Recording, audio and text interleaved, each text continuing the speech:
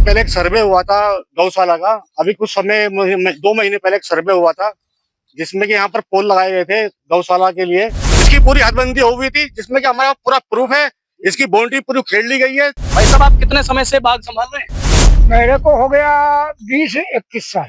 आम के बाग में से कई सारे आम के पेड़ काटे गए और कुछ आम के पेड़ों पर कब्जा भी है। 13-14 पेड़ों में गुद्दे काटे गए हैं। अच्छा, हाँ, साहब ये सारे आरोप निराधार हैं। तो मेरी जमीन है, मेरी जमीन में 13 पेड़ खड़े हैं। नमस्कार। काशीपुर के कचनाल गोसाई क्षेत्र में कुछ दबंग प्रवृत्ति के लोगों के द्वारा सरकारी ग्राम समाज की जमीन पर जबरन अवैध कब्जा करने के आरोप लगे हैं। और पीछे आप लोग तमाम ये आम का बाग देख रहे होंगे। इस आम के बाग के क्षेत्र में आने वाले कई सारे यानी कि दर्जनों आम के बाग, आम के पेड़ काटे गए हैं अवैध रूप से रात के अंधेरे में। और साथ ही साथ कुछ आम के पेड़ों पर कब्जा भी किया गया है। इधर पीछे तमाम आपको काशीपुर नगर निगम के द्वारा गौशाला बनाने के लिए आवंटित जमीन नजर आ रही होगी, जिस जमीन पर भी कब्जा करके और यहाँ कुछ फसलें बो दी गई हैं और कुछ जो है चारा बो दिया गया है। अब क्या ये पूरा आरोप है, क्या ये पूरा प्रकरण है, किन पर आरोप है, क्या पूरा मसला है, इसके बारे में यहाँ के ग्रामीण हमसे बातचीत करने के लिए मौजूद है। साथ में इनसे बात करेंगे। भाई साहब, क्या मसला है ये सरकारी जमीन पर कब्जे का? पहले नमस्कार अपनी मीडिया को और अपने गांव वालों को। ये यहाँ पे पहले एक सर्वे हुआ था गौशाला का। अभी कुछ समय 2 महीने पहले एक सर्वे हुआ था जिसमें कि यहाँ पर पोल लगाए गए थे गौशाला के लिए। वो सीमेंट वाले जो पोल होते हैं, बड़े बड़े जो पोल है, वो लगाए गए थे। उस पोल को खेड़ के हमारे यहाँ का एक दबंग आदमी है सुखविंदर सिंह, उसने इस जमीन पे कब्जा किया है। 3 एकड़ जमीन है नगर निगम की, जिसमें कुछ में चारा बोया है और 2 एकड़ में धान लगाए हैं। हमारे पटवारी साहब भी आए थे। पटवारी जी ने उसको बोला था कि धान मत लगाओ, तभी भी नहीं माना। दबंग किस्म का आदमी है और उसने 12 पेड़ भी आम के यहाँ से काटे हैं। और अभी 15 पेड़ों पे कब्जा भी कर रखा है। आम के 15 पेड़ों पे इसका माल लगा कर 25-30 कुंटल माल लगा हुआ है।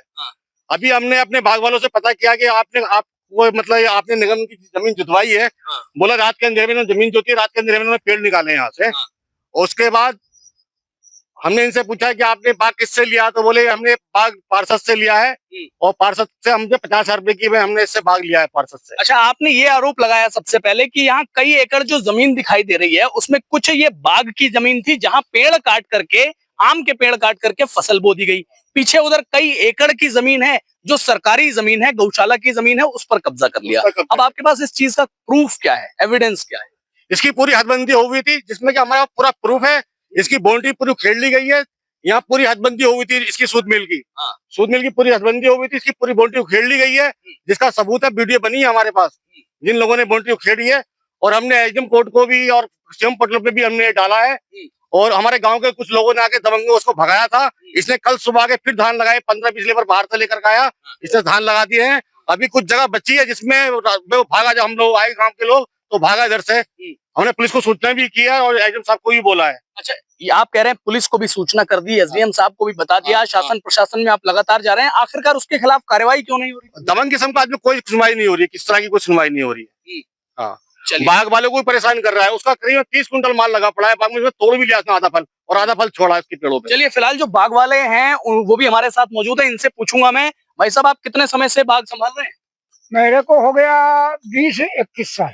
और ये जो भाई साहब कह रहे हैं कि आपके आम के बाग में से कई सारे आम के पेड़ काटे गए और कुछ आम के पेड़ों पर कब्जा भी है, सही कह रहे हैं कि? ये 13 पेड़ों पर कब्जे हैं और 13-14 पेड़ों में गुद्दे काटे गए हैं। अच्छा। हाँ, अरे वो भी रात में काटे गए हैं। उस वक्त इतनी वो दाना थे, मटर से ज्यादा बड़ा। तो हम दिन के रहते थे, रात को नहीं रहते थे। ये रात में काटे गए हैं। अच्छा, किसने काटे हैं ये जो पेड़ काटे हैं और ये जो कब्जे वाली बात है? वो सुखविंदर सिंह का। तो आप लोगों से कोई बातचीत या आपने कभी विरोध नहीं करा उसका? हम क्यों करे साहब, वो कह रहा है जो हमारा जमीन है। साहब ये सारे आरोप निराधार हैं। मेरी अपनी कृषि भूमि है जो मेरे छोटे भाई की घरवाली के नाम है, सतविंदर कौर के नाम है। इस खेत का 40 नंबर है। इन लोगों ने इस तरह के निराधार आरोप पहले भी लगाए थे और उसमें एसडीएम साहब ने जांच भेजी थी। हल्का लेखपाल मौके पे आए और उन्होंने इस ज़मीन की पैमाइश करके इस ज़मीन को सही पाया और इन लोगों को समझा दिया गया। इनका कहना कि इनकी ज़मीन नहीं है, इनका कहना है कि इनका भाई भतीजा कनाडा चला गया है और ये ज़मीन सरकारी हो गई है। अगर ऐसा है तो मैं इसके बारे में कुछ कह नहीं सकता। ज़मीन मेरी है, वो मुझे दे के गए, मैं अपनी ज़मीन जोतता हूँ। छोटे भाई की ज़मीन है और उनकी घरवाली के नाम है। और अगर मेरे पास इस ज़मीन को और इस ज़मीन से अलग भी कहीं पे कोई भी सरकारी ज़मीन 1 इंच भी हो तो आप जब जी चाहे छुड़वा सकते हैं।